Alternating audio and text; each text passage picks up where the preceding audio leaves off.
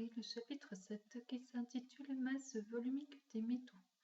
Nous verrons déjà premièrement avec l'utilisation des métaux dans la vie quotidienne et dans le deuxièmement comment reconnaître les métaux, notamment ceux qui sont plus couramment utilisés. Si je vous avais demandé quels sont les métaux que vous connaissez, vous m'auriez donc annoncé certainement le cuivre, le bronze, le laiton, l'acier, l'or, l'argent, le zinc, l'aluminium, le fer, le métal.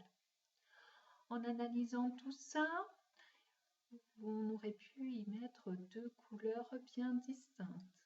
Le rouge que j'ai vraiment utilisé pour les atomes, le cuivre, l'or, l'argent, le zinc, l'aluminium et le fer sont donc des atomes, ils se trouvent dans la classification périodique. Par contre, le bronze et l'acier ne sont pas dans la classification périodique, puisque le bronze est constitué de cuivre et d'étain, l'acier de fer et de carbone. Le bronze et l'acier, s'ils ne sont pas des métaux, ce sont eux des alliages. Vous voyez que le mot métal est resté en noir, puisque ça correspond plutôt à une famille, ce n'est ni donc un métal sous forme d'atome, ni un alliage. Quelle est la différence cette fois entre métaux et alliages? Donc on peut définir un métal comme le nom d'un corps pur, doué d'un éclat particulier, bon conducteur de la chaleur et de l'électricité. Un alliage, lui, c'est un mélange d'un métal et d'une base ou avec un autre élément, en général des métaux. Ça peut être un ou plusieurs éléments. Les alliages, quel est leur intérêt? Donc, je vais relire ce document avec vous. Un alliage est obtenu en mélangeant un métal de base à d'autres éléments, en général des métaux. Par exemple, en ajoutant du zinc au cuivre, on obtient du laiton. Le fer, à l'état pur, possède peu de qualité. C'est pour cela qu'on lui ajoute toujours une certaine quantité de carbone. Selon le pourcentage de carbone présent, on appelle ce mélange acier, quand il y a 1% de carbone, ou fonte, quand il y a 2 à 7% environ de carbone. Au-delà de 7% de carbone, l'alliage devient cassant. Selon les proportions d'éléments ajoutés, les propriétés des métaux de base sont fortement modifiées. Ainsi, les alliages sont conçus en fonction des utilisations souhaitées.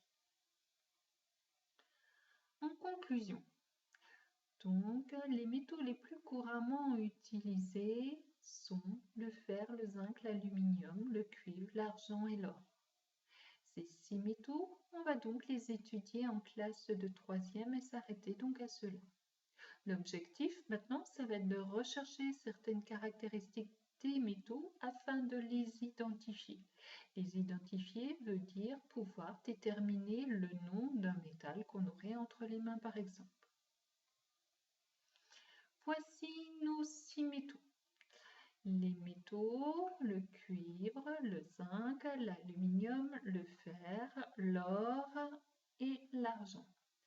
Ces 6 métaux, donc j'aurais dû vous donner en classe les 4 lames présentes ici. Et bien sûr, on n'a pas au labo de lames d'or et d'argent, parce que ça coûte très cher. Donc, on aurait travaillé sur les 4 premiers. On pourrait reconnaître les métaux grâce à leur couleur. Et déjà, les 2 métaux faciles à reconnaître sont l'or, qui est bien jaune, et le cuivre, qui est rouge-orangé.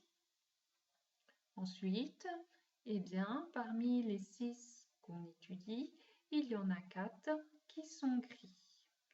Ces 4, il faut aussi savoir les identifier. Une autre méthode consiste à utiliser un aimant, puisque un aimant permet d'identifier le fer. En effet, en classe, je vous aurais donné un aimant et parmi les 4 lames, eh bien, il n'y en aurait eu qu'une qui se serait attirée par l'aimant, ce serait donc la lame de fer. On pourrait aussi regarder la corrosion des métaux en contact avec l'air. Attention, la corrosion, elle n'est pas immédiate. Il faut de nombreux nombreuses semaines, même voire années, pour observer tout ça. Alors, qu'est-ce que c'est que la corrosion? La corrosion, c'est la dégradation d'un matériau. En fait, lorsqu'un métal est en contact avec l'air libre, cette dégradation elle est due aux transformations chimiques qui peuvent survenir au contact de ces constituants. Ça peut être le dioxygène, l'eau, le dioxyde de carbone. Il y a quelque chose qui est facile à reconnaître, c'est la corrosion du fer. En effet, le fer rouille. Donc on voit apparaître des taches de rouille qui est un petit peu orange. Le fer est donc rongé. Attention, il n'y a que le fer qui roule. Au niveau de l'or, il n'y a pas de corrosion. Notre or reste toujours bien jaune, bien brillant. Donc on dit que l'or n'est pas altéré par la corrosion. C'est une des caractéristiques donc de ce métal précieux. Pour le cuivre qui est de couleur orangée, on vient que là, il devient un peu verdâtre. Cette couleur est appelée vert de gris et c'est aussi une caractéristique du cuivre. L'argent, lui, il noircit. Il passe donc d'une couleur grise bien brillante à une couleur beaucoup plus mate, noire. Au niveau du fer et de l'aluminium, eux, ils blanchissent. On voit ici que l'éclat est très important et là, on voit qu'il y a des taches et que l'éclat est moins bon. On pourrait aussi encore reconnaître les métaux grâce à leur masse volumique.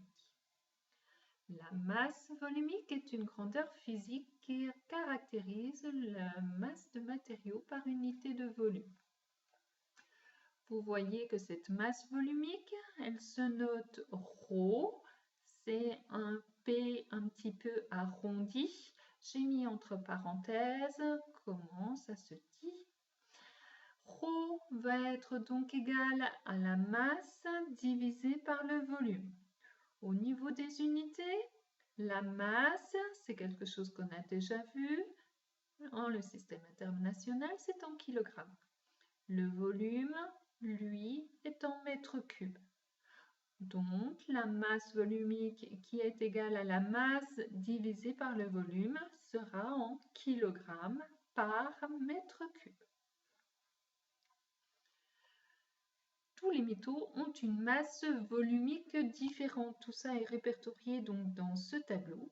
On peut voir que la masse volumique la plus faible se situe pour le métal qui est l'aluminium et la masse volumique la plus importante pour le métal qui est l'or. C'est une manière donc de reconnaître ces métaux. Vous verrez la suite dans une autre vidéo.